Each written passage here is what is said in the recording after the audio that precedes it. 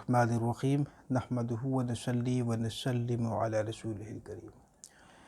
کچھ احباب نے اس سے قبل بھی پوچھا تھا لیکن بات میرے ذہن سے اتر گئی تھی۔ شرف زہرہ جو بھی قریب میں ہے تو اس میں تسخیر خلق کے لیے، عوام میں مقبولیت اور پذیرائی کے لیے کوئی ایسی طلسمی انگوٹھی بنانے کا طریقہ، تو نہایت ہی آسان طریقہ اور نہایت ہی مستند طریقہ جو کہ امام بونی رحمۃ اللہ تعالی علیہ کا بتایا ہوا ہے، یہ میں آپ سب کی نظر کرتا ہوں، اس سے فائدہ اٹھائیں اور فائدہ ہونے کی صورت میں فقیر کو دعا میں یاد رکھیں۔ نہایت ہی آسان طریقہ ہے۔ آپ عین شرف زہرہ کے وقت دیکھیں، یہ جو طلسمی انگوٹھی بنانے کا طریقہ میں بتا رہا ہوں، یہ کسی بھی مہینے تیار ہو سکتا ہے اور کسی بھی سیارے کے شرف میں، مثلا شرف شمس میں بھی بنا سکتے ہیں اور شرف مریخ میں یا شرف زہرہ میں یا شرف قمر میں بھی بن سکتا ہے ہر مہینے۔ اسی طریقے سے جو دیگر سیاروں کے نظرات ہوتے ہیں تثلیث اور تسدیس کے، اس میں بھی بنتا ہے، تو یہ کبھی بھی بن سکتا ہے، لیکن چونکہ سوال شرف زہرہ جو قریب میں ہے اس کے تعلق سے ہوا، اس لیے اس کو شرف زہرہ سے ہی منسوب کر کے بتا رہا ہوں۔ تو عین جو شرف کا وقت ہو، اس سے پہلے آپ جو نقوش وغیرہ لکھنے کے لوازمات ہوتے ہیں، انتظامات ہوتے ہیں، وہ کر لیں۔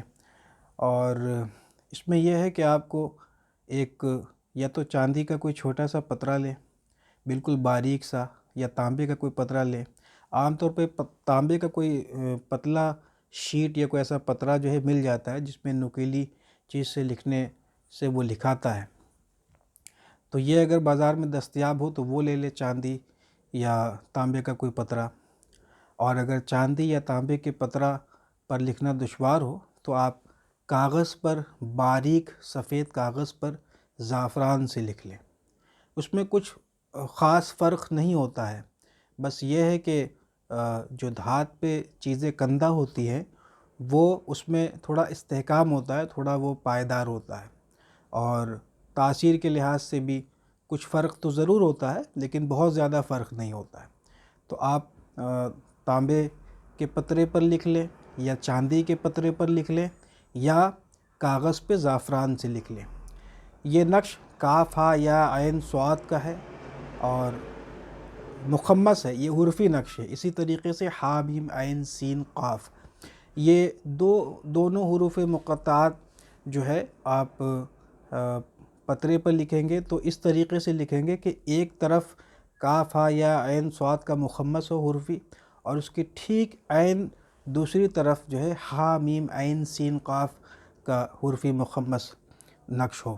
یہ میری کتاب حروف مقطعات اسم اعظم میں آپ یہ نقش دیکھ سکتے ہیں، اور اس کی جو چال ہے تو وہ چال مخمس کی جو معتدل جو چال ہے، نارمل چال ہے، اسی چال سے ہی یہ بھرا جائے گا۔ تو میں انشاءاللہ تعالی اس ویڈیو کے نیچے اپنی ویب سائٹ کا وہ لنک دے دوں گا جہاں پہ میں یہ آرٹیکل پوسٹ کر رہا ہوں، اور وہاں پہ وہ نقش بھی ڈال دے رہا ہوں اور نقش کی چال بھی وہاں پہ لکھ دے رہا ہوں۔ تو اسی چال سے آپ لکھیں گے، سب سے پہلے 11 مرتبہ درود شریف پڑھ لیں گے اور خوشبو روشن کریں گے، کوئی بھی عمدہ خوشبو، کوئی سا بھی خوشبو روشن کر سکتے ہیں، اور اگر زہرہ کا بخور اگر روشن کر لیا تو ٹھیک ہے، ورنہ کوئی بھی عمدہ خوشبو روشن کریں۔ پھر کندہ کرنا ہے تو آپ کندہ کریں، کسی نوکیلی چیز سے لکھیں، یا کاغذ پہ لکھنا ہے تو کاغذ پہ لکھ لیں۔ پھر یہ جب تیار ہو جائے نقش، اس کو اب یہ کرنا ہے کہ آپ کو انگوٹھی بنوانی ہے ایسی جو کہ جوف نما ہو۔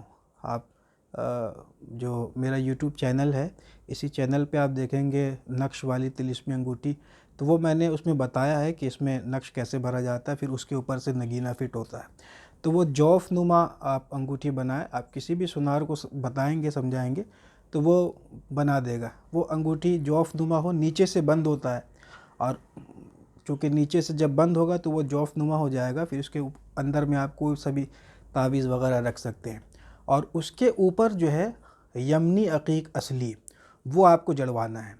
یہ آپ کہنا چاہیے جمعرات، بدھ یا جمعرات کے دن اس کو آپ بنوا لیں اور اس کے بعد جمعہ کے دن جو ہے جب آپ غسل کریں تو یہ انگوٹھی آپ پہن لیں۔